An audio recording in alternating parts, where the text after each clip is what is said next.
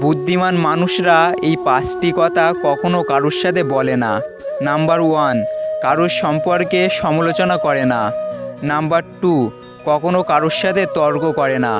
Number 3, নিজের ঘরের কথা কখনো কারোর সাথে আলোচনা করে না। নাম্বার 4, নিজের দুঃখ কষ্টের কথা কাউকে বলে না। নাম্বার 5, কারোর সাথে চিৎকার করে কথা বলে না। জানো বন্ধু, নিজের সমস্যাটাকে নিজেকেই কাটিয়ে উঠতে হবে, অন্যকে দিয়ে নয়। কারণ জাহাজ যখন জলে ভাসে তখন জাহাজ ডোবে না, কিন্তু যখন জাহাজের ভেতরে জল ঢুকে যায় তখন জাহাজ ডুবে যায়।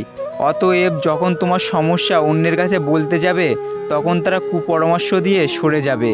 এটাই বাস্তব।